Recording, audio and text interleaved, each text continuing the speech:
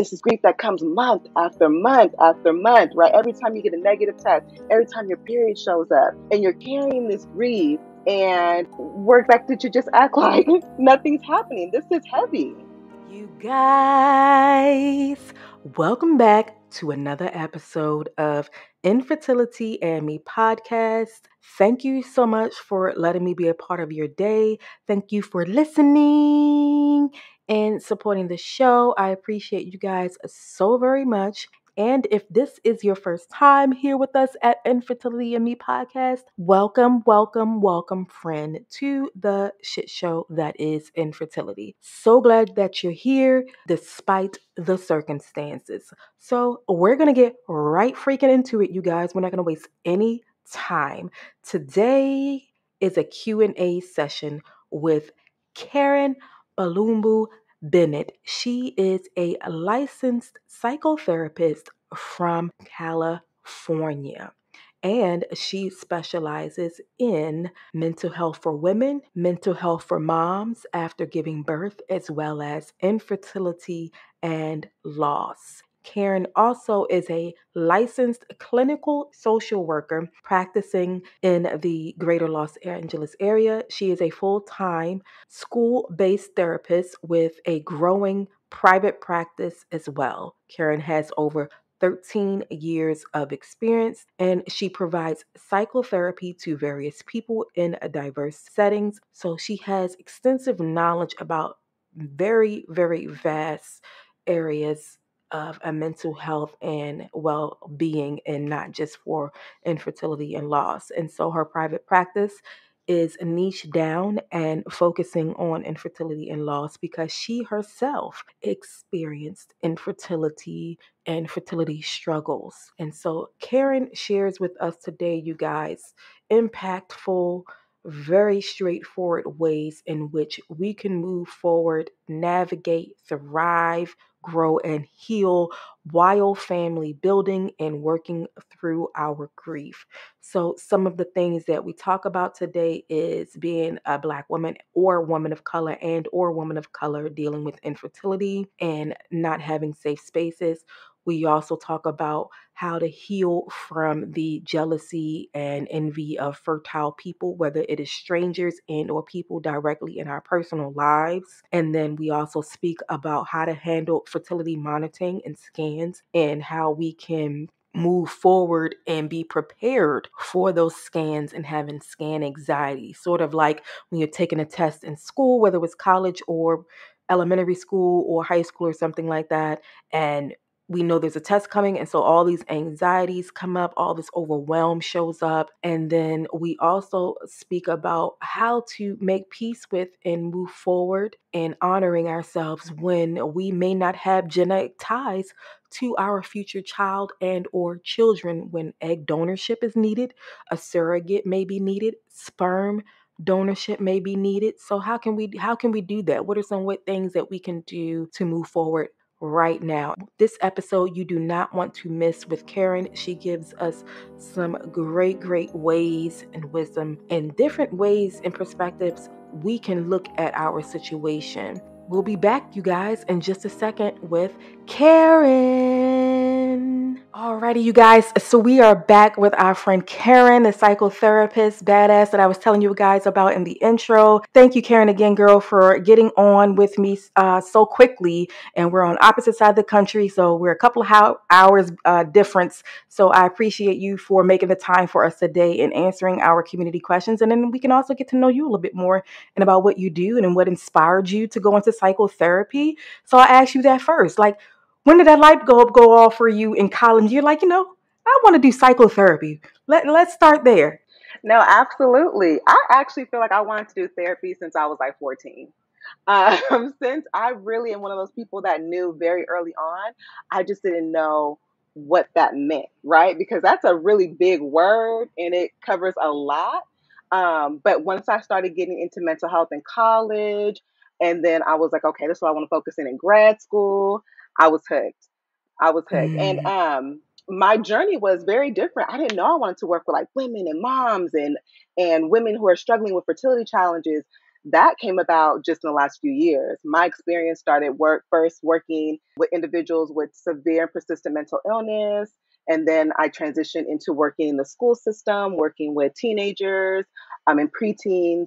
And then in my private practice now, my specialty is working with individuals struggling with fertility challenges and or moms and the stress that comes with motherhood. Thank you for sharing that with us. So, how did you get diagnosed with infertility? Had you and your husband been trying for a while? Was it the most common way of us finding out? It was 6 months to a year, and then boom, infertility. Pretty much. Okay, so for us, you know how they say actively trying, right? So we weren't actively trying, but after not being on birth control and not getting pregnant, I was like, okay, maybe we should go get checked. But then, of course, they say, well, have you been actively trying? And the answer is like, I guess no. If you mean, am I waiting till I'm ovulating and that's when we're supposed to have intercourse? Like, no, that hasn't been happening. But luckily, I went to two doctors. The first one was like, oh, maybe you should wait a year. Because at the time I was 30, I didn't want to wait. I was just like, we just kind of knew. We're just like, I don't know. We should get checked. And so I went and saw someone else, and they were like, you know what? You guys haven't been like using protection, so let's get you started. Let's start the testing. And so that was what, man, 2014. I think that's when I started with fertility testing. Wow. And so, what was the ultimate diagnosis? Was it unexplained, or was it genetic predispositions, sort of like endometriosis or PCOS, those kinds of diseases? And that's such a good question, girl, because I really feel like we went through all of the diagnosis. So first it was unexplained. They felt like they couldn't figure it out. And then they said maybe it's actually a female problem. Maybe you're not ovulating every single month. Like maybe that's what's happening. So let's put you on some hormones. And then they said, well, you know what? Maybe it's your partner. Maybe it's your husband. It seems like his numbers aren't what we would like him to be ultimately. That was our first clinic. And I just felt like I wasn't getting straight answers. And we did IUI there, and that was disappointing. And so I decided to go to a different, actually, acupuncturist and then a different clinic. And my acupuncturist, after looking at all of our information, she was like, gosh, like, I understand they think it could be female. And I get why that could be it. But she was like, I think maybe it's really more male factor. So maybe you guys should just look into IVF with acupuncture or just acupuncture. She's like, I think I can help your husband. But by this time, 2 years had, maybe 3 years had passed. And I just didn't want to wait. 4 years had passed and I didn't want to wait any longer. And so I was like, you know what? No, we're going to IVF and we're just going to give it a try. And so now you guys have a little baby girl, right? Or she's a toddler. How old is she? Yeah. So we have a 3-year-old now. So we did IUI. It didn't work. We did that, I think, 3 or 4 cycles. And that was hard. That was the lowest part of my journey. I had some girlfriends, two girlfriends in particular, who were also going through fertility challenges. One of them got pregnant out of nowhere when they gave her like an almost 0% chance of getting pregnant on her own, or her and her partner getting pregnant on their own. And another friend was doing IVF at the time and got pregnant. And I just knew, I said, oh, this is it, Lord. We getting pregnant at the same time. This is about to be our story, our testimony. And then I'm doing IUI and it's not working and it's not working and it's not working. That was very hard. Took like a year off from trying because I just needed a mental break. And then we did IVF. And, luckily that did work on the first try. So then we got pregnant and now we have our 3-year-old. The crazy thing about all of that, and not even crazy because it happens, is since having my daughter, I've had 2 miscarriages. Gotten pregnant, right? Never gotten pregnant before. So the first time I was very surprised, and I wasn't really ready. She was just a year, and I'm just like, what happened? The pandemic just happened, so the shutdown just happened, literally.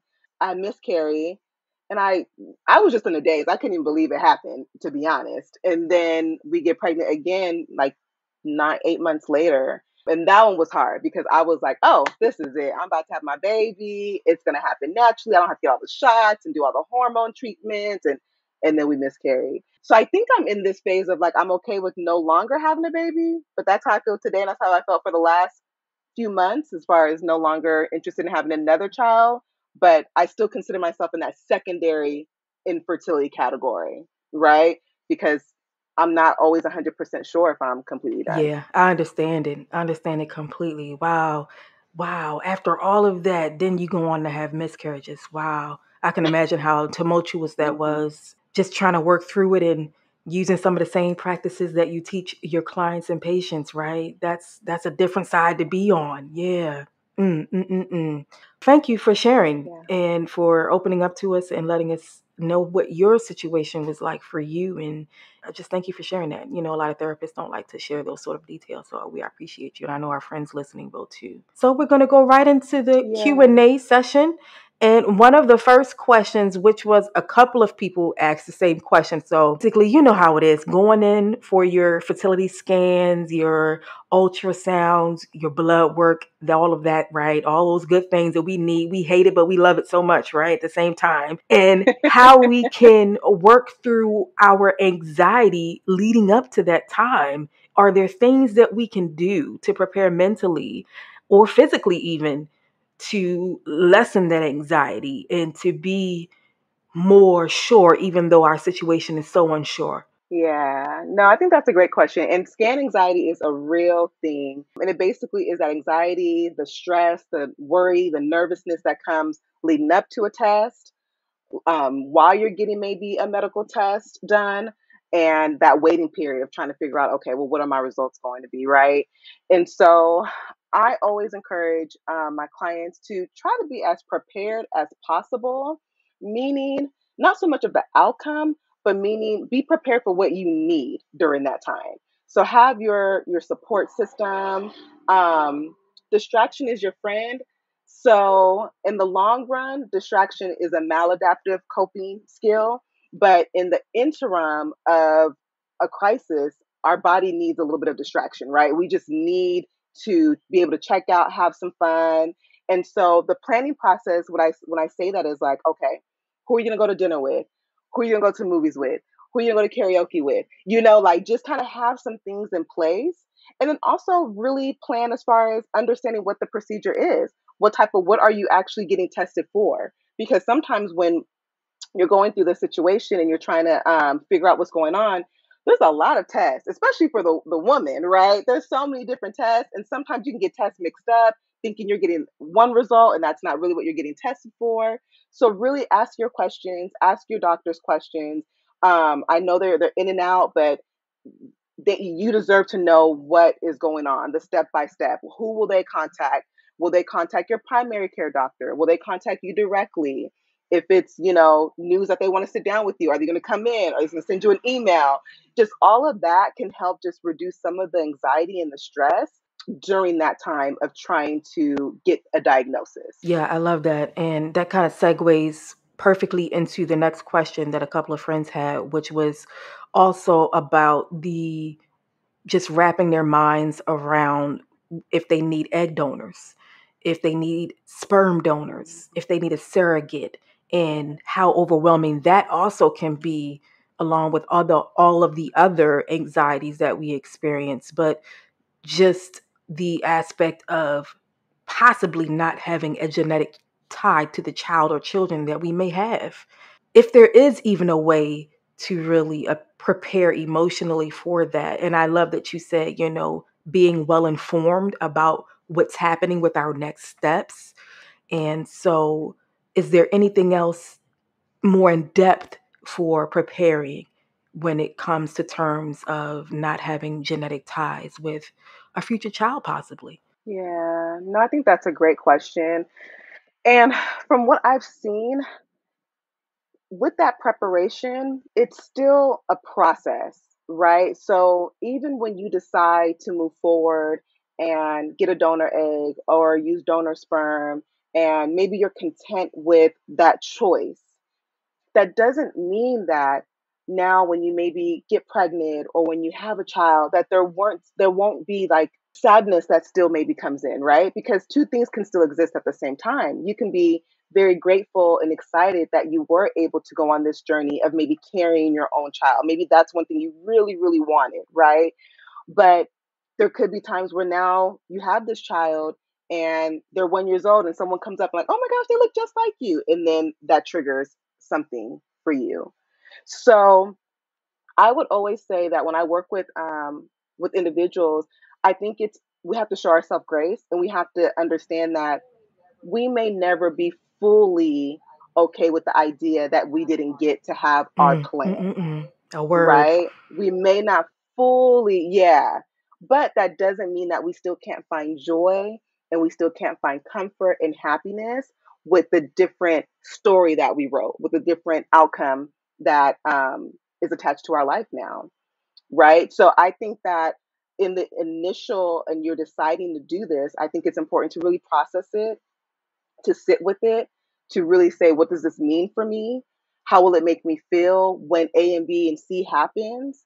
Like, is this something that I'm really ready to take on?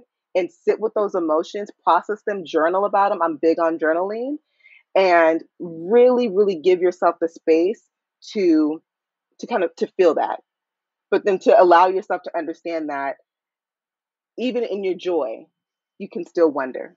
You can still think about the fact that you didn't get to have it the way you initially wanted to have this child. I love that grace, especially in honoring where we are.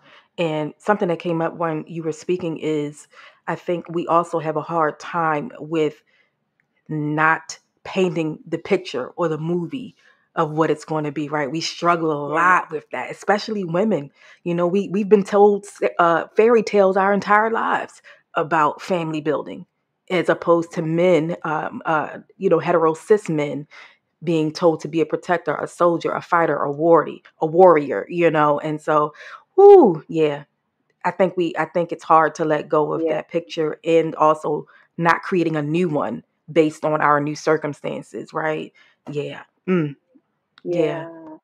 And that's really held people hostage, even in just the idea of going the donor route, even in the idea of freezing eggs. I mean, I've talked to women in their 30s who financially could do it. So it wasn't a financial barrier. They could do the freezing of the eggs, but they were just, the idea that they had in their mind, the idea that was told to them when they were, children, and the idea that they told themselves all their 20s and now into their 30s was, oh no, I'm going to get married. Me and this partner are going to conceive through intercourse, and I'm going to carry this child to term. Mm-hmm.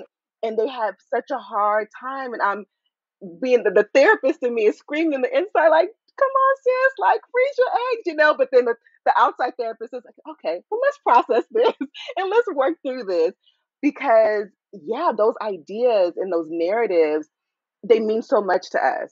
And I get it. And it meant so much to me too, right?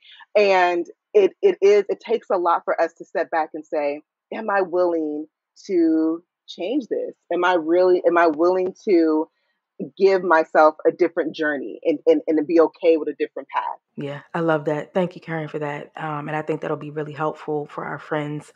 And then another issue we often deal with before and after, if we move on and put and build the family that we've been working so hard towards, is how we can handle our jealousy of fertile people Mm. and not feeling resentment Yeah. towards family, friends, and strangers. Like how our mind works really fascinates me, in that we can have this feeling, this trigger when we see pregnant women online, not knowing her story, not knowing Yeah. if she ever went through anything. Yeah, that's a tough one. That is such a tough one, because it seems like when you want something so bad, everyone else is Mm-hmm. getting it, and it's in your face, right? Mm-hmm. And you can't Yeah. shake it. You're on social media, you're at Target, you're at the wherever you are, you see it. And I always want to remind people that our feelings are valid. It's your feelings. We're human beings. We're going to feel what we feel. And jealousy is an emotion that we can feel. And envy is an emotion that we can feel. And I think that when we feel it, we don't want to just push it to the side. We don't want to ignore it. We want to allow ourselves space to feel, because that's part of my work. Even what I do is that this goal that we have to get pregnant and to have a baby, it's consumed by all of the physical things that we have to do. And so we don't always allow that space for that emotional well-being to sit in our feelings. So when it comes to that envy, sit in your feelings, acknowledge it, and then ask yourself, how is it serving me? Me being jealous about this, being jealous, being angry, how is it serving me? Right? And maybe with the serving part, there could be pros and cons. Maybe because it's like, hey, I got my guard up and I'm not going to any baby showers right now. I'm protecting myself. Like I'm feeling this way. And so this is what it's telling me, right? Because we have to acknowledge that sometimes what that envy and that jealousy is telling us is too much. It's too much. Like, get off of social media. Maybe don't follow certain people right now. It's too much. And then also when we're sitting in it and we're saying, how's it serving me? We will start to probably realize that at the end of the day, it's making us angry, it's making us sad, and we'll see that there's probably more cons to how these thoughts are serving us. So then that's when we have to really maybe try to practice some gratitude and turn inward and really think of, okay, well, what are some positive thoughts?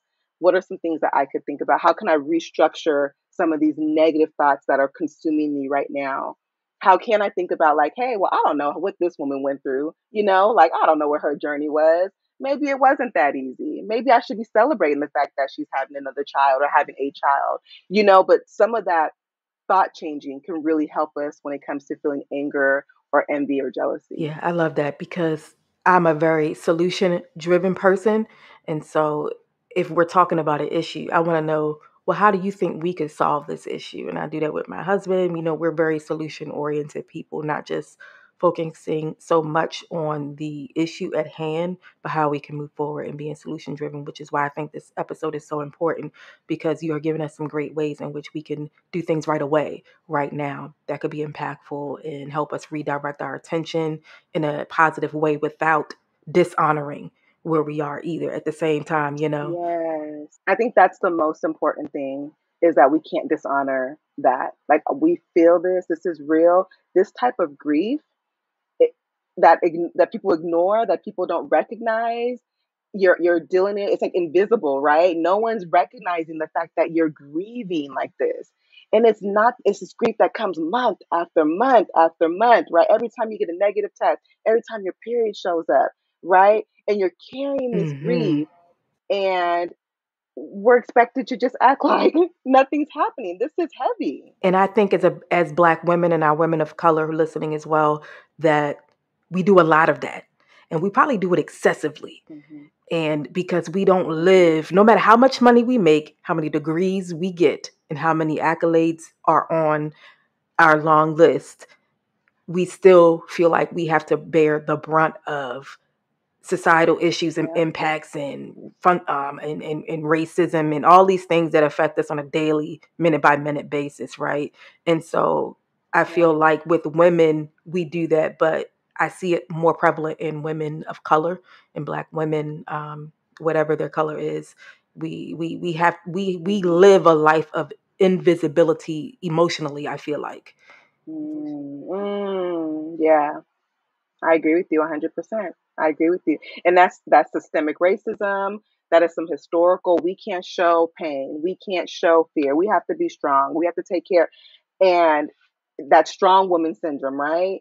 You're absolutely right. And it's really hurting us. And that's why platforms like this are so important, because one, it's giving just women a chance to share, but also it's giving Black and brown women a chance to really see someone else and hear from someone else that identifies, and that's something that's so private that people don't want to talk about, that in our communities we're still having a hard time talking about. You're creating that space, and I think that that's amazing for women, especially Black women. I thank you, and thank you for doing the work you're doing and taking on the assignment. I know school wasn't easy to get there, and all those loans that you have to pay back, and everything else that comes along with it, and the many hours of service it takes to get that Right. license. So, I just appreciate you being on here, and that just touched me because it's just, whoo, like when can we just, waiting to exhale like that? That's why that movie was so impactful, because Yeah. when do we get to exhale? Right, Mm-hmm. especially now with Roe v. Mm-hmm. Wade being overturned and having Mm. not only Mm. to worry about ourselves as women, because what if we do get spontaneously pregnant? I've seen that in the community in the last couple of years, people just getting spontaneously pregnant after infertility and IVF. And so when do we get to exhale? When do we get to feel safe? And I don't say that in a way to Yeah. disregard or discredit our white Caucasian counterparts and friends and family members, but there's a safe place for them, and it begins with their men, because Mm-hmm. no matter what is happening in the world, they are safeguarded by their men, because their men is who run this country, right? Mm-hmm. And Mm-hmm. whoo, Mm-hmm. I'm gonna move on because this could turn into a whole Yeah. different topic. My goodness, my Right. goodness. Right. So when we Yeah. if and when we do get to the next step in family building and we do adopt and we have the surrogate and she's about to give birth, or we ourselves are about to give birth, how do we move on? And what are ways, I should ask, because the question was very broad, and how do we move forward? Okay. What our friend asks is how we move forward after the big fat positives and after we get the surrogate and all Mm-hmm. those things, right? And adoption. How do we move forward with our triggers then? Because I know just from learning about mental health therapy that it's it's not linear. It takes a lot of proactive consistency on our own parts as individuals, right? And so how can we move forward Mm-hmm. and lessen those triggers, or how can we do so and be more gentle with ourselves? Yeah, no, I love that question. And you're absolutely right. We have to acknowledge that the journey that we took to parenthood was not the journey that we expected. And with that comes possibly some trauma, some grief, right? We're talking about maybe some people who struggled with ever getting pregnant, to maybe having to get a surrogate, and what does that mean for them? Or people who've had miscarriages, stillbirth. There's so much trauma that comes with that. And then you make it to the quote unquote other side, and society is like, well, you should be happy. This is what you prayed for. This is what you wanted. And now you have all these conflicting emotions. Even while you're pregnant, let's say you're pregnant, you're carrying, you're anxious, you're fearful, you have all this doubt. And sometimes you're scared to even tell people that you feel this way because everyone's just like, oh my gosh, I'm so excited for you. You should be so excited. You should be so excited. We wanted this for so long. And you're like, oh my gosh, but I'm scared. I'm scared as hell. I'm nervous. I'm worried. And then maybe you have the child, and that normal struggles that all moms struggle with when they first have a child, you're a little afraid and ashamed to share it. And I see so many women go through this because it's like, I wanted this so bad. I prayed for this. I wanted this. And now I'm here, and I don't want to talk about the fact that I'm struggling with some postpartum depression, some postpartum anxiety, some postpartum OCD. I'm so worried about this baby that I worked so hard to getting. And so the first step is really acknowledging that this is not something that you should be ashamed of. Having conflicting emotions, not being completely happy after you have this baby or after you get pregnant, that is not something to be ashamed of and to keep to yourself. So I always say that's the first step. We have to acknowledge that this is what's happening. And in my practice, when I'm working with individuals who are going through this, let's talk about it. Those scary thoughts that you don't want to share with anyone, that you think people are going to judge you, let's talk about it. And then once we can talk about it and put it out there, now let's work through it. Let's work through it. Let's really try to understand, where are these thoughts stemming from? How are they I always say, how is it serving you, right? Because sometimes the protection, it's allowing us to not get too close, because what if I get too close in this pregnancy? What if I'm too excited and it doesn't work out, right? So what is that? What's happening? And also, I think that sometimes when people are going through this, who struggle with getting pregnant, and they do get pregnant, or they're going through surrogacy, guilt. Guilt that I've left my sisters behind. I am moving forward and I feel guilty, and I don't even know how to really celebrate this. How do I celebrate and still hold space? So that's one thing that we have to figure out too, is like, how do I be happy for myself and I'm still standing there and in this journey with my sisters who maybe I've been on this journey with, and I'm still rooting for them? How do I, because we know how it feels to look at that person that's pregnant, you know what I mean? But how do I enjoy myself and enjoy this next phase and still be there, right? And so all of that, we have to figure all of that out, and it looks different for every person. And so I don't have a clean answer. So I always say we have to first acknowledge it. We have to accept that this is really happening, that these mixed feelings are real. And then with each individual, we have to try to figure out, how do we help you get past it? What does that look like? Yeah, that's really great. A lot of women in the community, especially on Instagram, have crossed over, as they say, and made it to the other side. And the amount of guilt that they talk about with parenting and being a new mom or dad, and then also still trying to be there and being a shoulder of support for those still on the path. That guilt is something else. That guilt is so very, very real, and it's all valid. That's the thing. Hmm. It's Hmm. all freaking valid. Wow. Yeah. Yeah. That's a lot. That is a lot to process. And by no means, I don't want anyone to think that they're doing something wrong. And so, if there's any last words that you have, Karen, for us. Yeah, I really say that I think it's so important to really check in with yourself. Again, I just want to just emphasize that because when you're on this journey, you, it can be so consuming to try to get to the next doctor's appointment. I mean, I was drinking teas. I bought herbs for the husband. We over here going to acupuncture. I'm over here. We're doing it, all these physical, mechanical things, medical things. And myself, as a licensed therapist, I did not make the space for my emotions and what that did for me, right?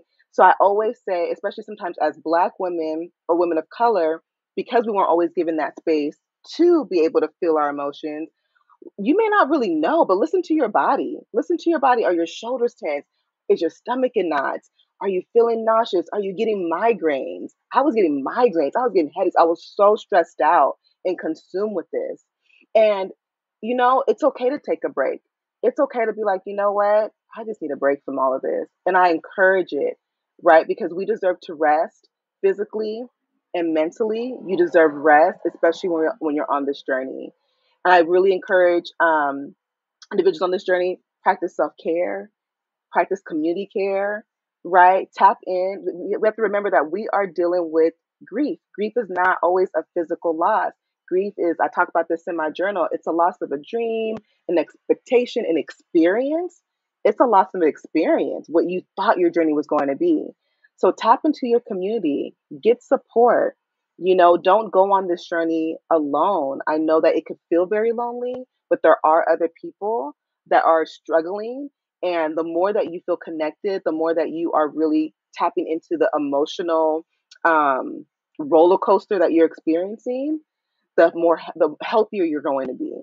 So that's one thing I just really want to leave people with. I really just encourage everyone that's on this journey to tap into their emotions and really take care of yourself and your mental well-being. Yes, thank you, Karen. Thank you for that again. And I loved when you brought up rest. It's necessary. And I made a post Mm-hmm. about that similar subject like 2 weeks ago on my personal page. And the quote that I put up was, Mm-hmm. rest is not a reward, it's essential. You need it, baby. Mm, You need yes. it. Girl, come on. Bro, whoever, you need it. It's essential to your full Mm-hmm. body well being, emotionally, physically, mentally, and spiritually. You can't even think straight when you don't Mm-hmm. rest. Okay, you crash. Y'all forgot? You crash when you don't rest. So I love that Mm-hmm. you have stated that, and it's reminding me of the new trending thing to do, not thing to do, but lifestyle to live, and that's a soft life, a life of peace and well being that we're seeing a lot online. And I love Yeah. it. And I love it for us. I love it Mm-hmm. for us getting Mm-hmm. out of the hustle and bustle I'm because here us for it. 70s and 80s babies and even the early 90s babies, they pushed hustle mentality on us so much, Mm, and the no sleep mm. so much. That was a Yeah. big part of us Yeah. growing up and coming into age is, winners don't Mm-hmm. sleep. Nah, we sleep around here, Mm-hmm. okay? We getting all of our 8 hours around here. I love Yes. it. Yes. Yes. OMG. Absolutely. I love it. We deserve Deserve it. it. We need We it. deserve it so much. And your journal, let's get into that. And why, I know you said it's a big part of your own life. And so I'm assuming that must be the inspiration behind it. And I love that you make it available for your clients and patients and stuff. And so, where can we find that? Is it on Amazon, directly on your website? Yeah, so it is officially on Amazon and barnesandnobles.com. It is on my website, which is shopkarenthetherapist.com or just Karen the Therapist. I'm actually going to create a landing page to make it a little bit easier. So mybabyjourney.org will be up hopefully by the time this airs, mybabyjourney.org. And that will be another way for people to get the journal. So yeah, it's a memoir meets guided journal. I share little snippets of my journey, put some therapeutic terms in there and some guided questions because that's just something that we really need. We need to externalize all of these emotions that are inside and we're holding on to, and our body's holding on to this trauma and this stress and this grief.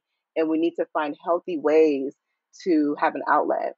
And so that's what I'm hoping this journal will be for people. Thank you for that. And you guys know that I keep all of our guests, especially our experts like Karen, their information is in the show details. So you can tap and go. And just like Karen said, tap into your creative stuff, your hobbies, your passions, things outside of work, okay? In school, if you're in school, Yes. things outside of that, okay? We like to delve into work because, that's our moneymaker. But outside of that, what do you do creatively? What do you like to do you like to get your hands dirty in garden? Do more of it.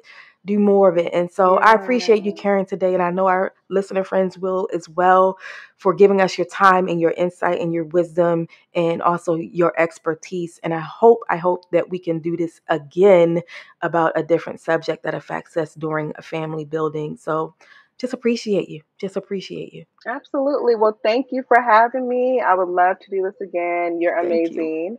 And thank you for creating this safe space. Thank you for tuning in to another episode of Infertility and Me Podcast. You guys know where to find me on Instagram, Infertility and Me Podcast. You can email me your letters for fertility friend check-ins, as well as submit yourself publicly and or anonymously to share your story on the podcast in your own voice audibly.